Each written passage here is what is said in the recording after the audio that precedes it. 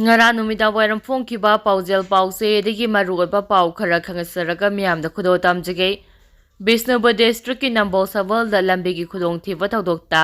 laisabi ama angang ama sirei ngasi ayu pung 8:45 tabada Nambol police station gi manung samba Nambol Sabal lekai da electric scooter da lakpa laisabi amaga angang amaga figo car MN01 AG05F4 na tunglom dagi thombada Laisabi amaga angang amaga laikanaba ngamdana sirei Laisabi amana soktuna laikanare Police dagi phangba pauda Thagdo aduda laikhidrabi laisabi adugi maming ahibam bidarani chei kulhumdoi apopa Priyo Kumar Nambol Sabal laikai nei Magsi je hospital da pukhalaba matung laikhidabane angang aduna ahibam thoitoi sana chei amaga thataruk apopa Ningthemba Nambol Sabal laikai nei Angang adu Asian Hospital ko kacheda pukhalaba matung laikhidabane atopa laisabi aman makong animuktektu na sije hospital da laikanare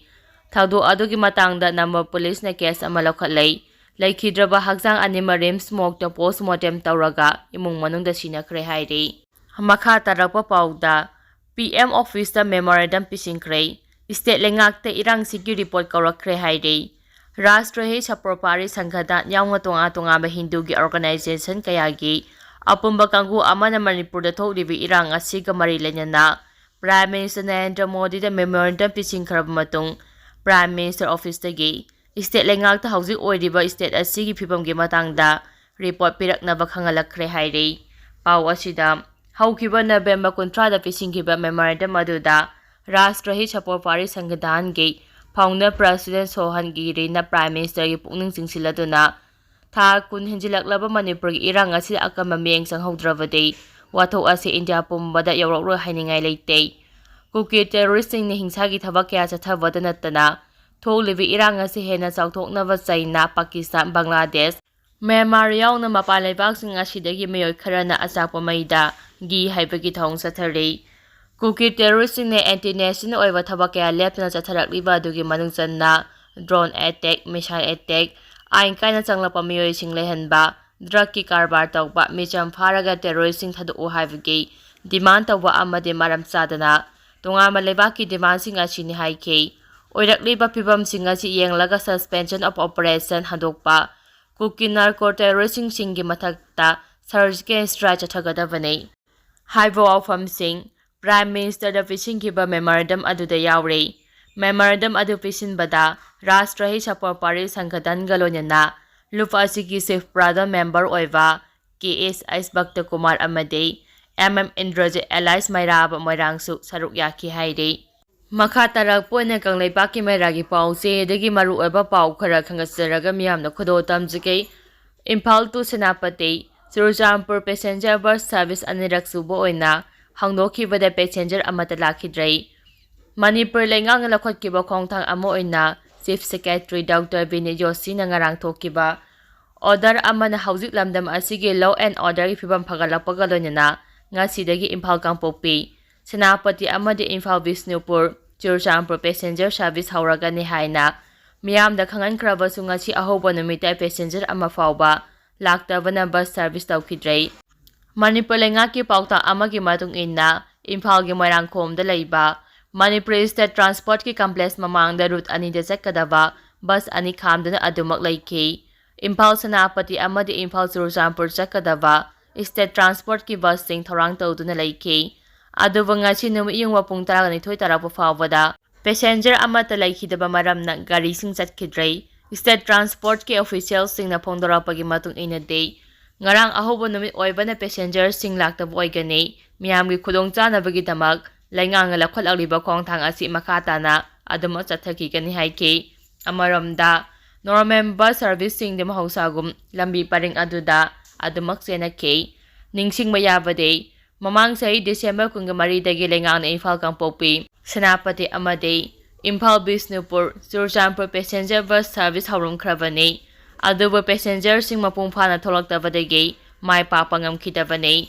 serak asida Manipur lengang lakholangliba khongthang adugi mayokta kotu na haukiba ahing noyadagi Kangpokpi district pumbada totes adanggi khongjang sing changsingkibaga loinana Kangpokpi district pautuna Manipur State Transport bus changsilakpa yaroi haina laukthokkibaga loinana ꯈꯣꯡꯖꯪ ꯆꯪꯁꯤꯜꯂꯤꯕꯅꯤ꯫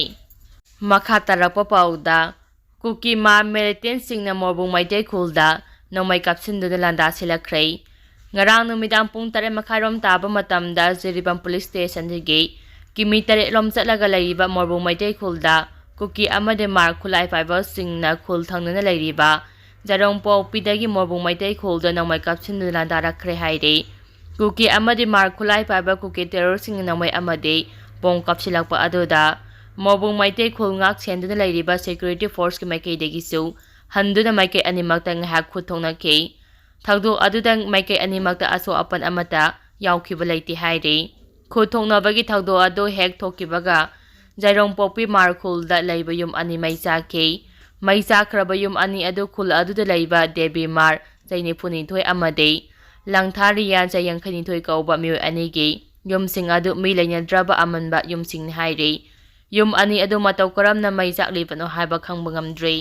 ꯑꯗꯨꯕꯨ ꯃꯅꯥꯛ ꯅꯛꯄꯗ ꯂꯩꯕ ꯈꯨꯟꯖꯥ ꯀꯌꯥꯅ ꯄꯥꯎꯆꯦ ꯑꯁꯤꯗ ꯐꯣꯡꯗꯣꯔꯛꯄꯒꯤ ꯃꯇꯨꯡ ꯏꯟꯅꯗꯤ ꯀꯨꯀꯤ ꯃꯥꯔ ꯈꯨꯠꯂꯥꯏ ꯄꯥꯏꯕꯁꯤꯡꯗꯨꯅ ꯂꯥꯟꯗꯥꯁꯤꯜꯂꯛꯈꯤꯕ ꯑꯗꯨ ꯂꯣꯠꯁꯤꯟꯅꯕ ꯃꯤ ꯂꯩꯅꯗ꯭ꯔꯕ ꯌꯨꯝ ꯑꯅꯤ ꯑꯗꯨ ꯃꯩ ꯊꯥꯗꯣꯛꯂꯒ ꯃꯩꯇꯩꯁꯤꯡꯅ ꯅꯣꯡꯃꯩ ꯀꯥꯞꯁꯤꯟꯗꯨꯅ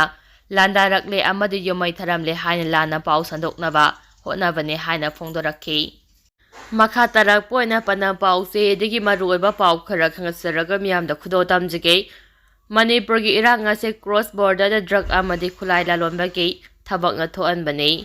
MPYC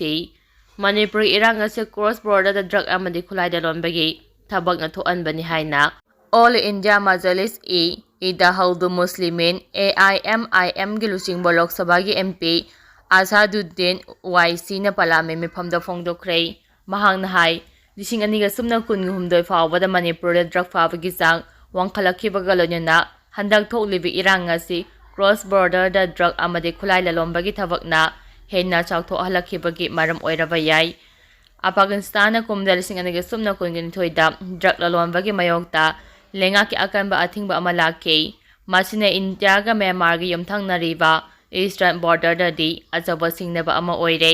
ꯍꯧꯖꯤꯛꯇꯤ ꯃ꯭ꯌꯥꯟꯃꯥꯔ ꯂꯩꯕꯥꯛ ꯑꯁꯤ ꯃꯥꯂꯦꯝꯗ ꯈ꯭ꯋꯥꯏꯗꯒꯤ ꯑꯣꯄꯤꯌꯝ ꯄꯨꯊꯣꯛꯄ ꯂꯩꯕꯥꯛ ꯑꯃ ꯑꯣꯏꯔꯦ ꯍꯥꯏꯈꯤꯕꯒ ꯂꯣꯏꯅꯅ ꯃꯁꯤꯅ ꯃꯔꯝ ꯑꯣꯏꯔꯒ ꯃꯅꯤꯄꯨꯔꯅ ꯈ꯭ꯋꯥꯏꯗꯒꯤ ꯃꯁꯤꯡ ꯌꯥꯝꯅ ꯗ꯭ꯔꯒ ꯐꯥꯕ ꯑꯣꯏꯔꯦ ꯍꯥꯏꯈꯤ꯫ MP OWAISꯤꯅ ꯍꯥꯏ 2022ꯒꯤ ꯖꯨꯂꯥꯏ ꯊꯥꯗꯒꯤꯅ 2023ꯒꯤ ꯖꯨꯂꯥꯏ ꯊꯥ ꯐꯥꯎꯕꯗ ꯀꯔꯣꯔ ꯀꯌꯥꯒꯤ ꯌꯥꯝꯂꯕ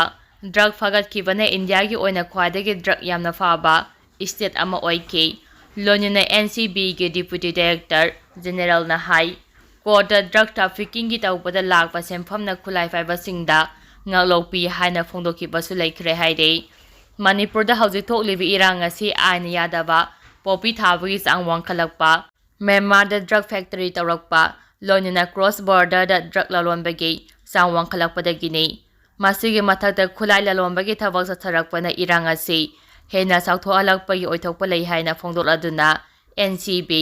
ꯃꯣꯗꯔꯅꯥꯏꯖꯦꯁꯟ ꯇꯧꯕꯗ ꯁꯨꯞꯅꯇꯒꯤ ꯂꯨꯄꯥ ꯀꯔꯣꯔ 5 ꯈꯛꯀꯤ ꯁꯦꯟꯐꯝ ꯈꯥꯏꯗꯣꯛꯄ ꯅꯠꯇꯅ ꯑꯆꯧꯕ ꯁꯦꯟꯐꯝ ꯈꯥꯏꯗꯣꯛꯄ ꯂꯩꯇꯦ ꯍꯥꯏꯅꯁꯨ ꯐꯣꯡꯗꯣꯛꯈꯤ꯫ ꯃꯈꯥ ꯇꯥꯔꯛꯄ ꯄꯥꯎꯗ ꯑꯁꯥꯝꯒꯤ ꯀꯥꯔꯕꯤ ꯑꯔꯣꯡꯗꯒꯤ ꯇꯥꯟꯊꯣꯛꯈ꯭ꯔꯕ ꯀꯨꯀꯤꯁꯤꯡꯒꯤ ꯂꯤꯁ ꯐꯪꯂꯦ꯫ ꯗꯤꯁꯇ꯭ꯔꯤꯛ ꯑꯦꯗꯃꯤꯅꯤꯁꯇ꯭ꯔꯦꯁꯟꯅ ꯚꯦꯔꯤꯐꯥꯏ ꯇꯧꯅꯕ ꯈꯪꯍꯟꯈ꯭ꯔꯦ꯫ ꯆꯤꯐ ꯃꯤꯅꯤꯁꯇꯔ ꯏꯁꯇꯦꯠ ꯑꯁꯤꯗ ꯍꯧꯖꯤꯛ ꯊꯣꯛꯂꯤꯕ ꯀꯥꯡꯂꯨꯞꯀꯤ ꯏꯔꯥꯡ ꯑꯁꯤꯅ ꯃꯔꯝ ꯑꯣꯏꯔꯒ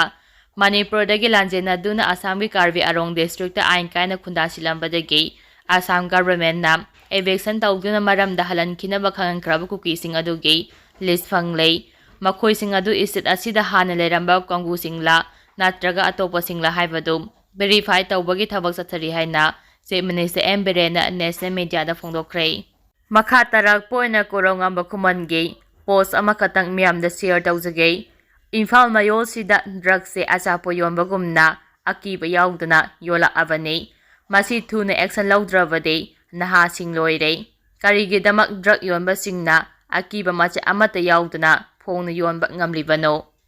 ꯃꯈꯥ ꯇꯥꯔꯛꯄ ꯑꯣꯏꯅ ꯔꯣꯕꯤ ꯈꯣꯏꯔꯥꯄꯝꯒꯤ ꯄꯣꯁꯠ ꯑꯃꯈꯛꯇꯪ ꯃꯤꯌꯥꯝꯗ ꯁꯦꯌꯔ ꯇꯧꯖꯒꯦ꯫ ꯌꯦꯁ, ꯅꯍꯥꯟ ꯀꯨꯀꯤꯁꯤꯡꯅ ꯀꯆꯥ ꯅꯥꯒꯥ ꯍꯥꯏꯔꯨꯕꯒꯤ ꯑꯩꯈꯣꯏ ꯏꯆꯤꯜ ꯏꯅꯥꯎꯅ ꯄꯤꯔꯛꯄ ꯄꯥꯎꯈꯨꯝꯁꯤ ꯑꯩ ꯄꯦꯜꯂꯦ, ꯌꯥꯔꯦ, ꯅꯩꯔꯦ꯫